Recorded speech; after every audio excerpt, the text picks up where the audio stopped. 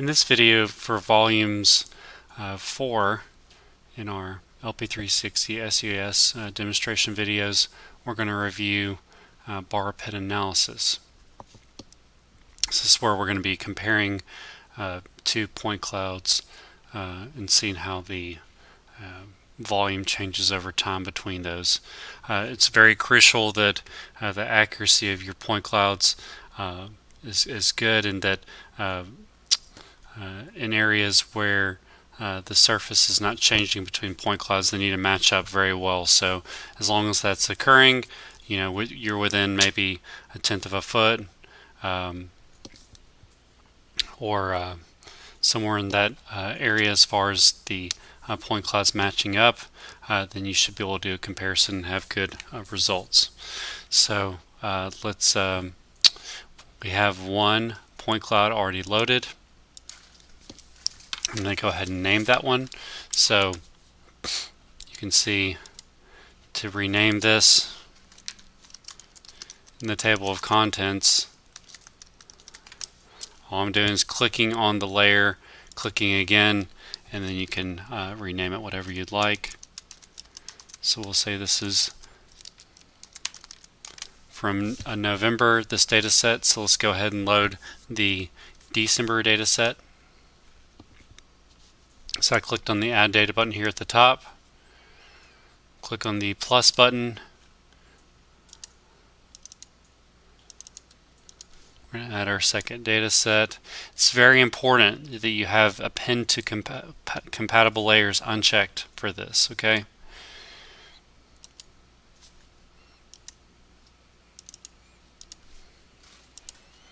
So we have that unchecked for both. I'm going to click OK. We're going to name this December LAS, and we'll name this one December Ortho. Okay. I'm going to move the LAS data sets together. By default, it's only going to show one LAS layer at a time. So watch as I click on the December LAS.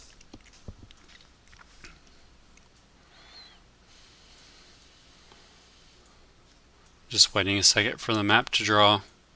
Should uncheck the November LAS. Should show just the December LAS. The default settings, it should just show the points. It shouldn't be showing this tend view. We'll just give it 1 second here.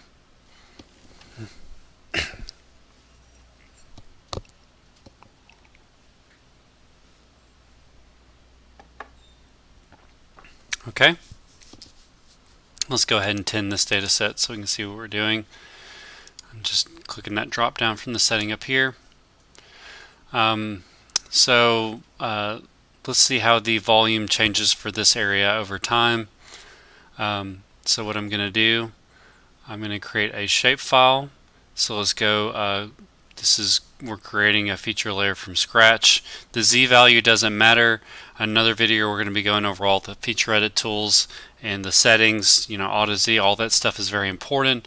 For this point cloud task, we're just basically defining the boundary for us doing the comparison of the surfaces over time. So let's go ahead and create a feature layer.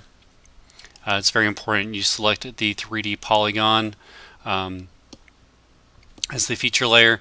The Z values of this are going to be unimportant, but we still have to.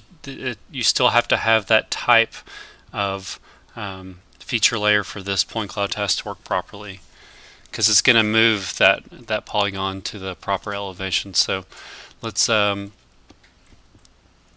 choose a spot to place it. We'll just place it in a folder called volumes, and we'll call it bar pit. Okay. So you can see it automatically chose the layer name here. We're going to go ahead and click OK. So you can see it's showing up in my table of contents now. Now I can click on the create feature, and I can just create this feature from scratch. I'm just going to left click. So it just told me that I don't have a auto Z conflation task chosen, so it's not going to be able to auto Z this polygon.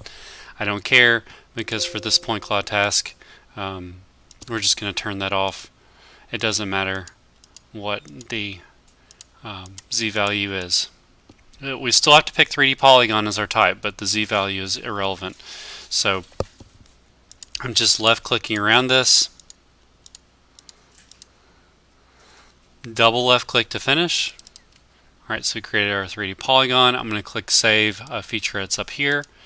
Alright, so we've got our polygon for the area. We want to see the change detection of the volume here. I'm going to go to point cloud task.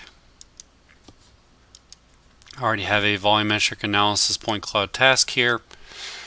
I've created that in one of our previous videos. So for our 3D polygon layer, let's change that to bar pit. Notice for type I'm choosing shape layer. Okay, close. And we want to choose for our base, we're not going to do just polygon only now. We're going to use LAS points, and we want to choose that earlier LAS, so the November LAS is going to be our base. Okay.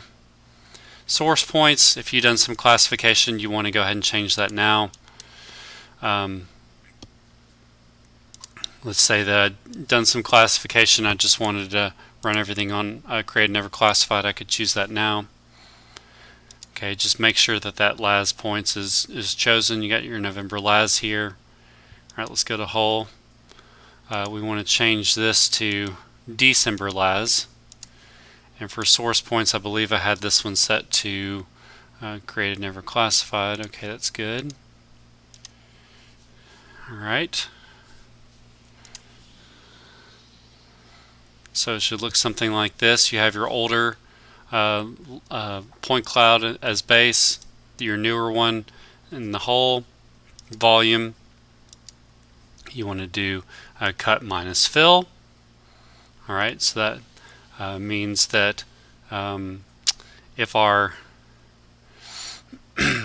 fill value is greater than our cut value, that means we've lost material over time, and our value in the end is going to be negative. And also I'll go ahead and click on the cut and fill volume, so we'll have those as additional attributes so we can get a little bit better idea what's going on in this area that we've chosen. I'm chosen project path, so that's basically where my LAS layers are coming from. We can go to file here, project settings, see where that project path is going to be. We can always change it. Let's say I wanted to change it to be at this top level here, BYOD training data. Okay, we're going to call that, create a folder called volume, and we'll call this bar pit volumes. Okay, notice I have the .shp at the bottom or at the end, and I have to set to overwrite. You could have it to append if you want to do multiple, run this multiple times and lasso different areas as you go along. Let's go ahead and apply here. I also want to have a cut fill image, so anywhere where this changes, either increases or decreases in volume more than 0.1 meters, it's going to give me an illustration of that. So for cut, that's areas where we've increased in volume.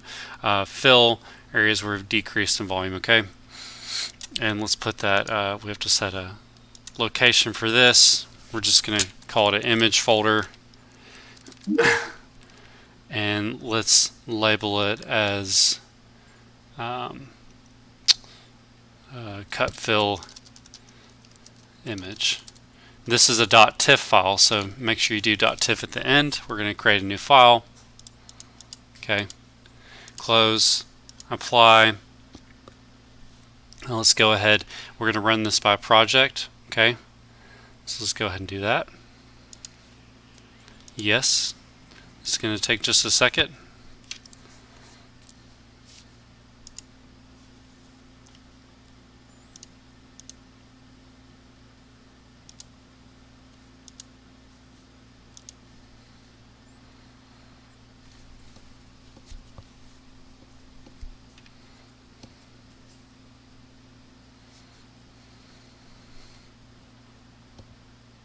just depending on the size and the resolution of the surfaces, different variables. This will take different amounts of time to run. This should go pretty quickly here.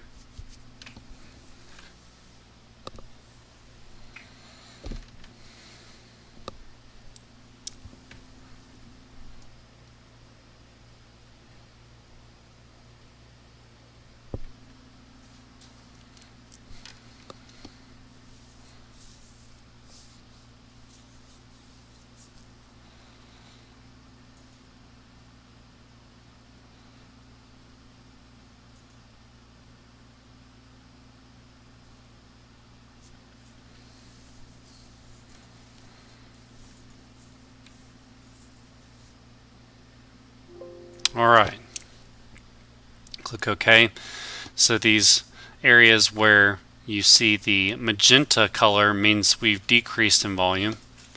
Areas where you see that cyan color is areas of increase, okay? So let's go to our table of contents tab, right click on bar pit volumes. It's the volume file we just created. Go to feature analyst. Alright, so now we can see, so we have a negative number here, so we're saying we lost volume. Our cut is just those cyan areas that are colored in cyan. That's where we've increased in volume, and then the fill is just that total area you see in magenta. So that you basically we're subtracting these numbers, and then we're going to get a negative number because we've lost volume. Let's just do a quick sanity check here and see if that makes sense. I'm going to turn off the cut fill image. So this is our December LAS. Let's look at our November LAS one more time. You can see obviously there's a lot more material here, so it makes sense that we lost volume over time here. So that's how you would compare point cloud surfaces and see what the change in volume is over time.